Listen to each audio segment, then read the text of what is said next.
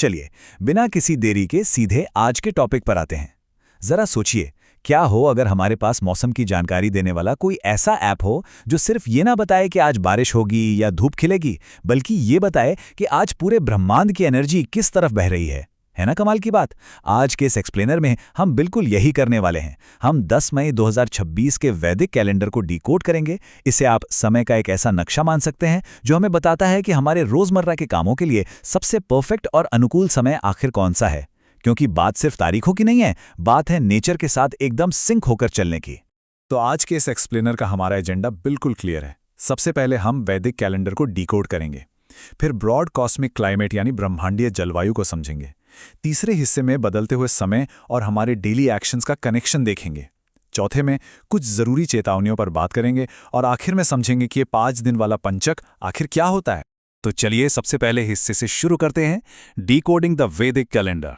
अब जो लोग वैदिक एस्ट्रोलॉजी में बिल्कुल नए हैं, उनके लिए पंचांग शब्द शायद थोड़ा भारी भरकम लग सकता है, लेकिन यकीन मानिए ये बहुत ही सिंपल है। अगर इस शब्द को हम तोड़ें तो पंच का मतलब होता है 5 और अंग का मतलब है हिस्से। बस ये एक ऐसा ट्रेडिशनल वैदिक कैलेंडर है जो समय के इन्हीं 5 हिस्सों को मापता है। ये सिर्फ दिन और महीने का हिसाब नहीं रखता, बल्कि सूरज और चांद की चाल, तारों की पोजीशन और नेचर की रिदम को ट्रैक करता है। एक तरह से कह लीजिए कि ये हमें बताता है कि ब्रह्मांड की उस बड़ी सी घड़ी के हिसाब से अभी क्या करने का सही वक्त है। अब आगे बढ़ते हैं हमारे दूसरे हिस्से की तरफ, द ब्रॉड कॉस्मिक क्लाइमेट यानी 10 मई का एक बड़ा परिदृश्य। अगर हम 10 मई की बड़ी पिक्चर को देखें तो अभी हम विक्रम संवत 2083 और शक संवत 1948 के युग में चल रहे हैं, जो कि समय को नापने के हमारे बहुत ही प्राचीन तरीके हैं। अयन उत्तरायण चल रहा है, जिसका सीधा सा मतलब है कि सूरज नॉर्दर्न हेमिस्फेयर यानी उत्तरी गोलार्ध की तरफ बढ़ रहा है, जिसे एक बहुत ही पॉजिटिव एनर्जी वाला समय माना जाता है। और हाँ, ऋतु ग्रीष्म यानी गर्मियां हैं।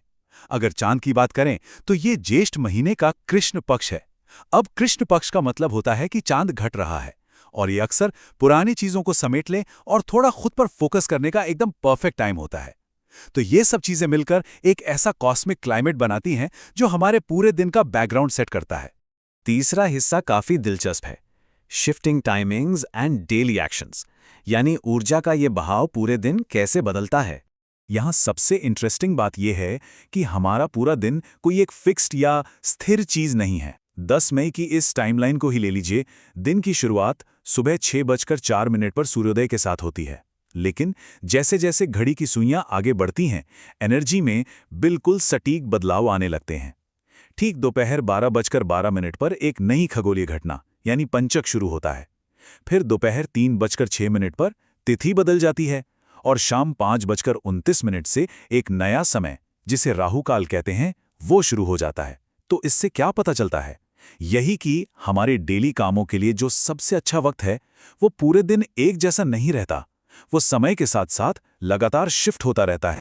इस चीज को थोड़ा और बारीकी से समझते हैं। दिन के पहले हाफ में अष्टमी तिथि और धनिष्ठा नक्षत्र का प्रभाव है, लेकिन दोपहर 3:06 पर अचानक ऊर्जा का प्रवाह बदलता है और नौवीं तिथि लग जाती है। इसके बाद रात को 12:50 पर नक्षत्र भी बदलकर शतभिषा हो जाता है। इसका सीधा सा मतलब ये हुआ कि जो काम सुबह के वक्त करने के लिए एकदम सही थे, जरूरी नहीं कि दोपहर 3 बजे के बाद भी वे उतने ही सही हों। वैदिक कैलेंडर की सबसे बड़ी खासियत ही यही है। ये हमें समय के इन छोटे छोटे बदलावों को समझकर अपने काम प्लान करने की ताकत देता है। अब आते हैं हमारे चौथे सेक्शन पे, नेविगेटिंग डेली वार्निंग्स यानी दिन की चेतावनियों को समझना।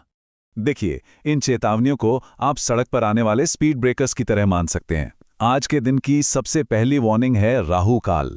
ये शाम 5:29 से 7:07 तक रहेगा, मतलब 7:06 पर होने वाले सनसेट से ठीक पहले का वक्त। अगर आप वैदिक ज्योतिष में बिल्कुल नए हैं तो इसे बस एक रेड लाइट की तरह समझ लीजिए। इसका मतलब ये नहीं है कि आपको पूरी तरह से रुक जाना है, बस इस दौरान किसी बहुत जरूरी या नए काम की शुरुआत करने से बचना चाहिए। और दूसरी वार्निंग है दिशाशूल, जो आज पश्चिम दिशा में है। तो अगर पश्चिम दिशा की तरफ कोई बहुत महत्वपूर्ण यात्रा प्लान हो रही है तो उसे अभी के लिए टाल देना ही बेहतर होगा। और अब हमारा 5वां और आखिरी हिस्सा, अंडरस्टैंडिंग द 5 डे पंचक, यानी इस खगोलीय चक्र को समझना। अक्सर पंचक का नाम सुनते ही लोग थोड़ा घबरा जाते हैं, है ना? लेकिन चलिए आज इस गलतफहमी को दूर करते हैं। 10 मई को ठीक दोपहर 12:12 पर पंचक शुरू हो रहा है। दरअसल पंचक कोई डरावनी चीज नहीं है, बल्कि ये बस एक खास 5 दिवसीय खगोलीय अवधि है जब चांद कुछ विशेष नक्षत्रों से होकर गुजरता है। इसे आप एक कॉस्मिक डिटोर या डायवर्जन की तरह समझ सकते हैं। इसका सिर्फ इतना सा मतलब है कि अगले 5 दिनों तक हमें अपने नए और बड़े कामों को लेकर थोड़ा एक्स्ट्रा माइंडफुल और सावधान रहना है, बस और कुछ नहीं। तो इन सारे डेटा और एनालिसिस का असली टेकअवे क्या है? टेकअवे ये है कि समय की इस प्राचीन रिदम के साथ अपने कामों को जोड़ना कोई डर पैदा करने वाली बात नहीं है, बल्कि ये तो हमारे शेड्यूलिंग को और भी ज्यादा मजबूत बनाता है। जब हमें ये पता होता है कि कौन सी एनर्जी किस काम के लिए बेस्ट है, तो अपने दिन को प्लान करना कितना आसान और प्रोडक्टिव हो जाता है। ये बिल्कुल वैसा ही है जैसे हम नदी के बहाव के खिलाफ मेहनत करने की बजाय उसके बहाव के साथ साथ बड़ी आसानी से आगे बढ़ रहे हों। और आखिर में एक ऐसा सवाल जिस पर हम सबको जरूर विचार करना चाहिए।